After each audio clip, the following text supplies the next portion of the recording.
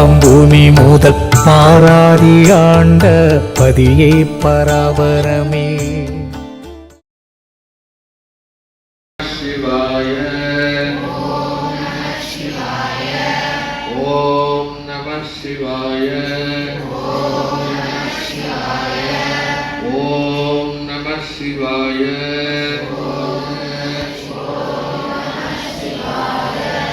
ஓம் நம சிவாய ஓம் நம சிவாய ஓம் நம சிவாய ஓம் நம சிவாய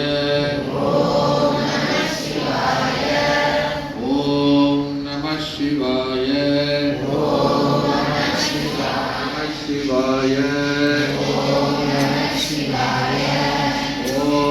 நம சிவாய ஓம் நம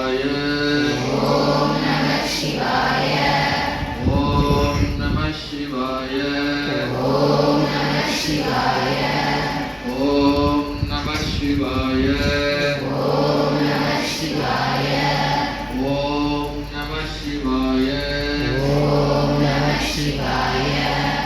ஓம் நம சிவாய ஓம் நம சிவாய ஓம் நம சிவாய ஓம்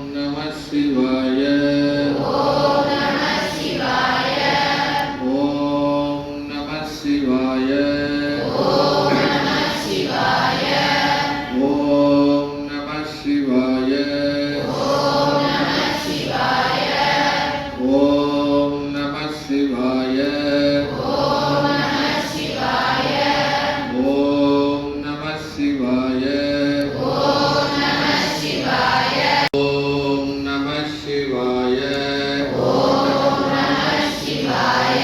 ஓம் நம சிவாய ஓம் நம சிவாய ஓம் நம சிவாய ஓம் நம சிவாய ஓம் நம சிவாய நம சிவாய ஓம் நம சிவாய நம சிவாய ஓம் நம சிவாய ராமகிருஷ்ண பரமஹம்சர், அன்னை சாரதா தேவியார், சுவாமி விவேகானந்தர் இவருடைய 3 பேர்களுடைய வாழ்க்கையிலே நாம் முக்கியமான ஒரு விஷயத்தை எடுத்துக்கொண்டோமானால் அது ராமகிருஷ்ண பரமஹம்சரும் சொல்லியிருக்கின்றார்.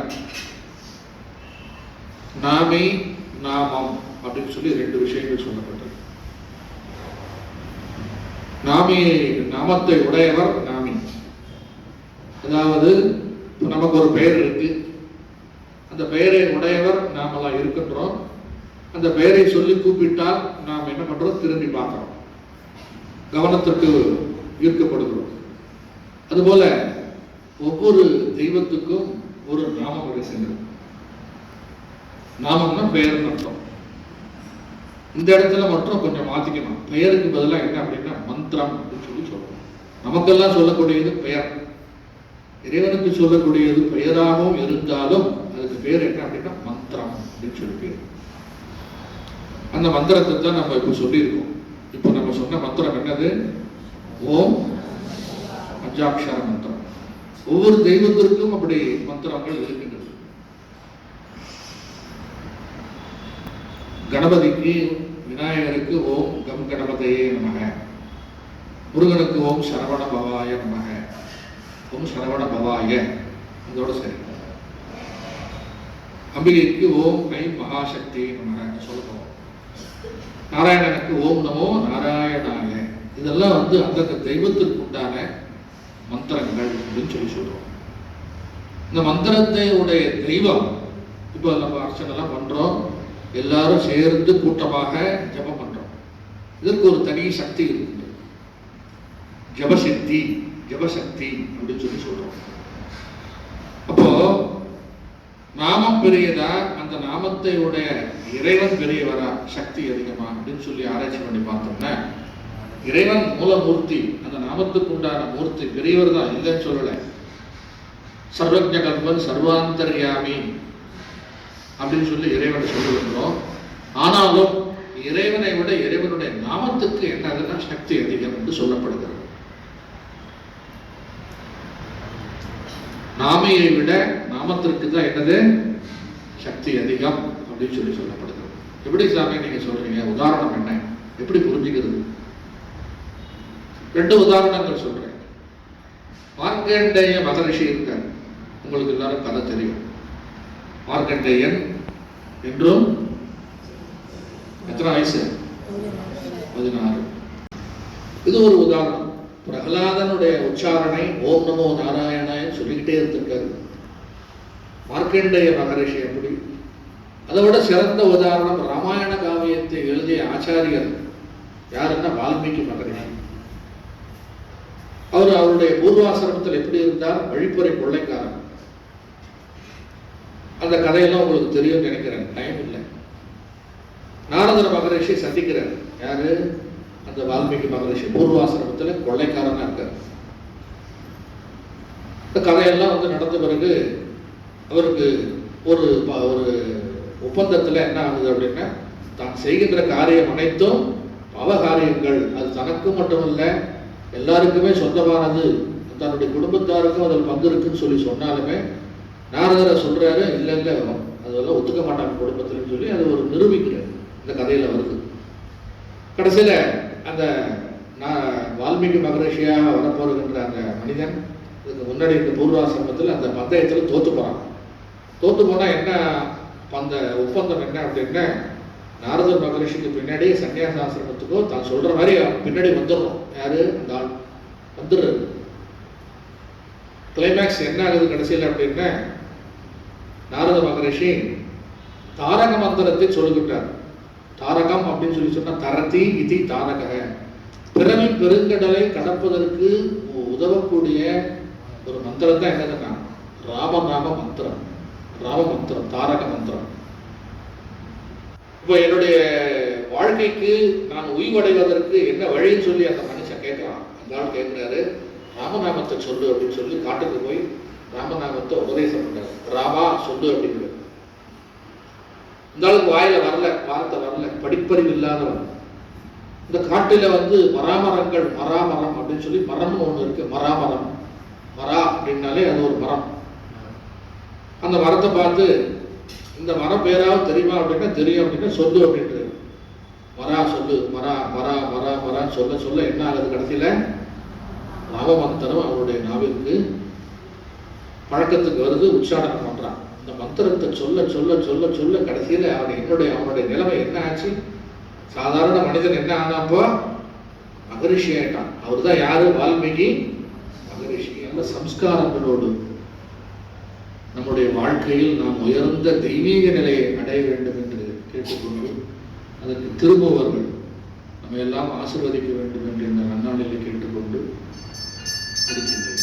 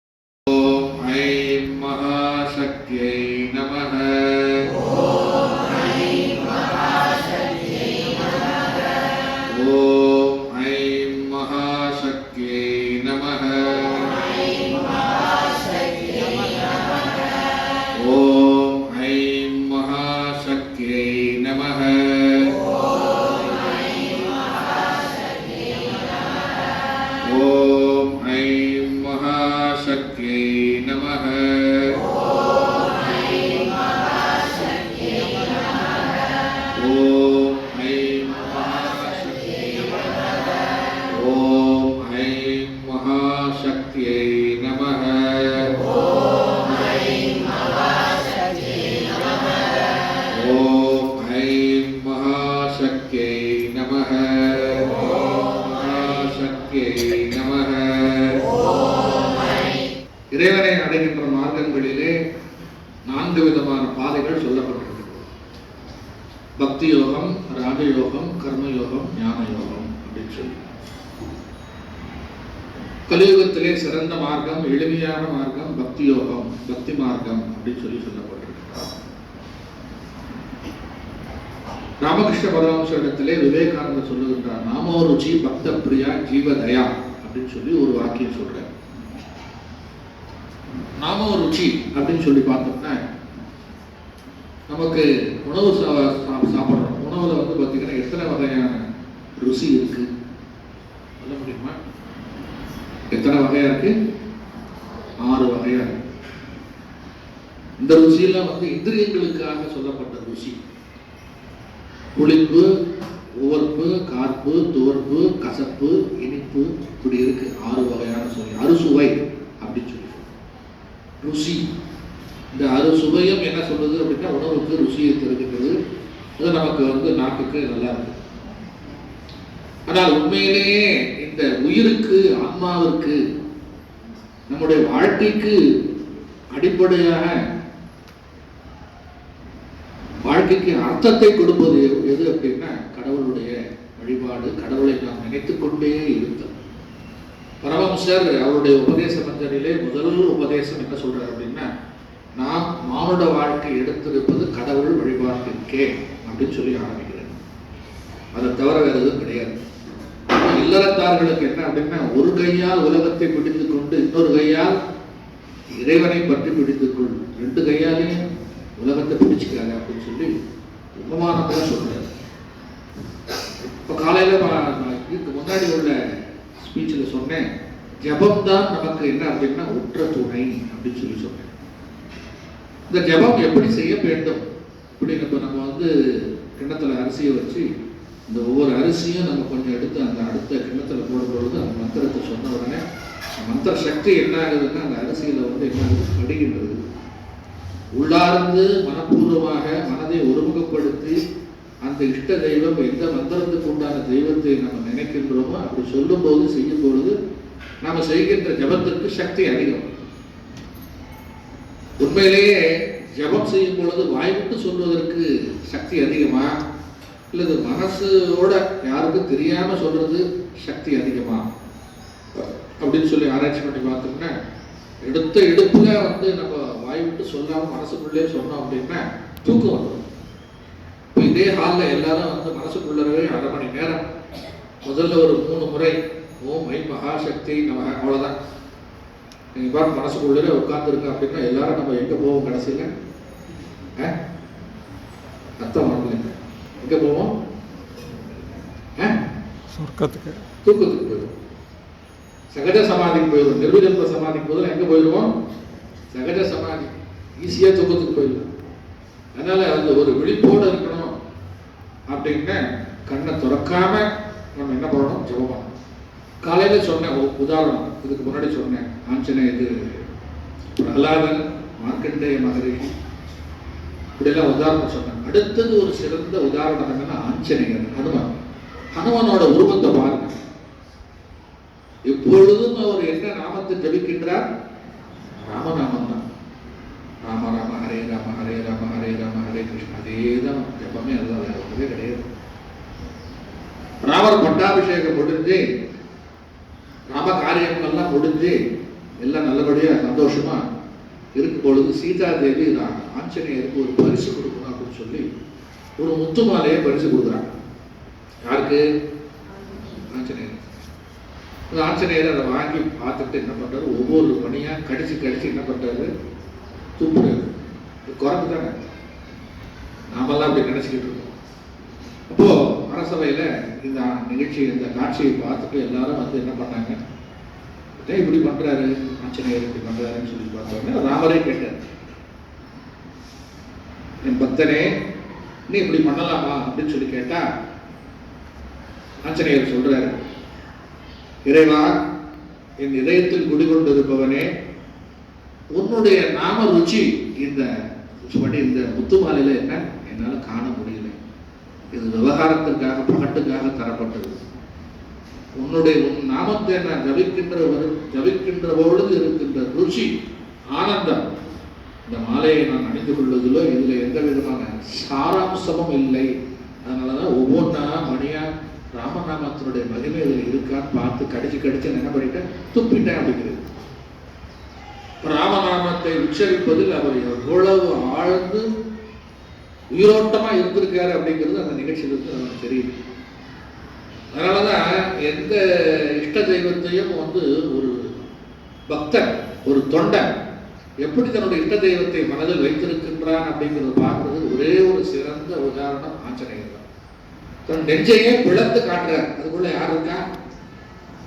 ராமன், சீதா, லக்ஷ்மண, பரத, சத்ருக்னன் அப்படின்னு சொல்லி அந்த ராமனுடைய சாநித்தியம் அவருடைய உள்ளத்தில் இருக்கு. உருந்த மரத்துடைய உபதேசம் திருவடிக்கு தன்னுடைய பாதத்தையே என்ன பண்றாரு, எடுத்து தலைமையில் வைக்கிறார். இணையார் திருவடி என் தலைமையில் வைத்தலுமே கிடைத்தற்கரியது. அப்படிலாம் அடியார்கள் இறைவனை அவருடைய பெயரை சொல்லி பதிகங்கள்லாம் பாடி நமக்கெல்லாம் வாழ்ந்து காட்டியிருக்கின்றார்கள். அத்தகைய வழிமுறையிலே நம்முடைய சனாதன தர்மம், நம்முடைய கலாச்சாரம், இந்த ராமகிருஷ்ண விவேகானந்தர் சாரதாதிகர் பரம்பரையிலே நாம் எல்லாம் இருக்கின்றோம். அந்த நல்ல விஷயங்களை சிந்தனை செய்து இன்று மட்டுமல்ல, தினந்தோறும் 10 நிமிஷம் காலையில் பரையர் முடிஞ்ச உடனே வீட்டில் இல்லை ஆசிரமத்தில் என்ன பண்ணணும் அப்படின்னா ஜெபம், மனசு உருகி மனசு நினைச்சு ஜெபம் பண்ணால் நமக்கு என்ன அப்படின்னா நல்லது நடக்கும்.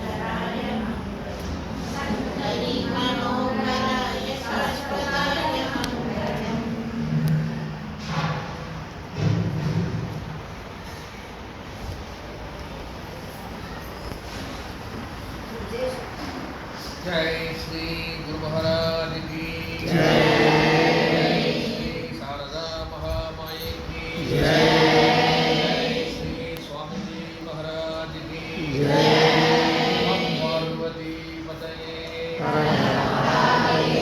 गोविंद नाम संकीर्तनम गोविंदा गोविंद महाराज की जय।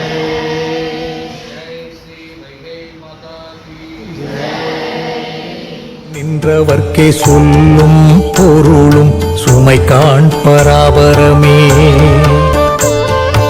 எச்சில் என்று பூவை இகழ்ந்தோர்க்கு உனை போற்ற பச்சிலையும் கிள்ள படுமோ பராபரமே. அந்த கரணம் அடங்க துறப்பதுவே எந்த துறவினும் நன்றெந்தாய் பராபரமே. தன்னை அறிந்தால் தலைவன் மேல் பற்றலது பின்னை ஒரு பற்றும் உண்டோ பேசாய் பராபரமே. அன்பால் கரைந்து கண்ணீராறு கண்ட புண்ணியருக்கும் பால் வர வழிதான் உண்டோ பராபரமே. தன்னை அறிந்தருளே தாரகமானிற்பதுவே உன்னை அறிதற்குபாயம் பராபரமே.